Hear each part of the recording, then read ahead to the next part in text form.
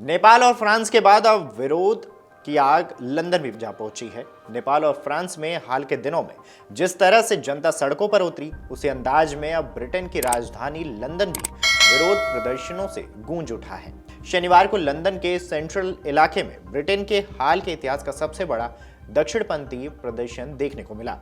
United the kingdom मार्च के नाम से आयोजित इस रैली में 1 लाख से अधिक लोग शामिल हुए और कहा जा रहा है कि इससे करीबन 10 लाख तक प्रदर्शनकारियों के जुटने की संभावना जताई गई थी।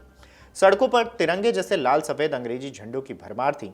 लोगों के हाथों में तख्तियां थी और नारों से पूरा इलाका गूंज रहा था। इस प्रोटेस्ट का आयोजन जाने माने दक्षिणपंथी नेता टॉमी रॉबिन्सन के नेतृत्व में किया गया था। अगर इस पूरे मामले की बात करें तो टॉमी रॉबिन्सन के नेतृत्व में 1 लाख से अधिक प्रदर्शनकारियों ने एंटी इमिग्रेशन के खिलाफ मार्च निकाला। इस दौरान वहां तैनात कुछ पुलिसकर्मियों ने जब इस आंदोलन को रोकना चाहा तो प्रदर्शनकारियों से उनकी झड़प हो गई। खबरों की माने तो इस दौरान कई पुलिस अधिकारियों पर प्रदर्शनकारियों ने हमला किया है, जिसमें कई पुलिस अधिकारी घायल बताए जा रहे हैं। इसके जवाब में व्यवस्था को काबू में रखने के लिए पुलिस ने अतिरिक्त बलों की तैनाती की है, जिसमें सिक्योरिटी के साथ घुड़सवारों की टुकड़ियां भी शामिल की गई हैं। प्रदर्शनकारियों में से कई ने डोनाल्ड ट्रंप से जुड़ी मेक अमेरिका ग्रेट अगेन वाली लाल टोपी पहन रखी थी और प्रधानमंत्री कीर स्टारमर के खिलाफ प्रदर्शन कर रहे हैं। ब्रिटेन में इन दिनों प्रवासन का मुद्दा सबसे बड़ा बहस का मुद्दा बना हुआ है। कमजोर पड़ती अर्थव्यवस्था के बावजूद आम जनता की चिंता का केंद्र यही विषय है। आंकड़ों के मुताबिक इस साल लगभग अब तक 28,000 से अधिक लोग छोटी नावों के सहारे इंग्लिश चैनल पार कर ब्रिटेन पहुंच चुके हैं। सड़कों पर लाल सफेद अंग्रेजी झंडों की संख्या बढ़ती जा रही है।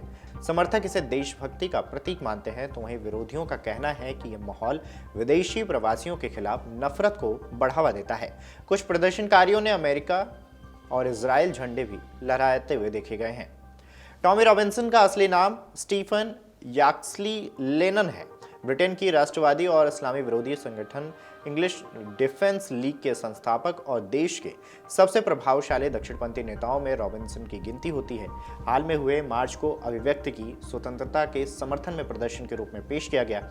इस आयोजन में यूरोप भर के प्रभावशाली नेताओं और कई राजनेताओं की बयानबाजी मुख्य रूप से प्रवासन के खतरे पर केंद्रित रही है। प्रवासन का यह मुद्दा फिलहाल महाद्वीप के सबसे बड़े हिस्से के लिए एक गंभीर चुनौती के रूप में देखा जा रहा है, जिससे निपटने के लिए कई देश संघर्ष कर रहे हैं। टेस्ला के सीईओ और सोशल मीडिया प्लेटफॉर्म एक्स के मालिक एलन मस्क ने इस साल कई बार ऐसे मौके आए हैं जब उन्होंने ब्रिटेन की राजनीति में हस्तक्षेप किया हो। हाल के दिनों में मस्क ने सोशल मीडिया पर वायरल एक वीडियो में ब्रिटेन की वामपंथी सरकार की आलोचना की। इस वीडियो में एलन मस्क ये कहते हुए दिखाई दिए हैं कि ब्रिटिश होने में एक विशेष खूबसूरती है, लेकिन जो कुछ यहाँ हो रहा है वो देश के लिए विनाशकारी है। मस्क के अनुसार बड़े पैमाने पर हो रहे अनियंत्रित प्रवासन के कारण ब्रिटेन तेजी से क्षरण की ओर बढ़ रहा है।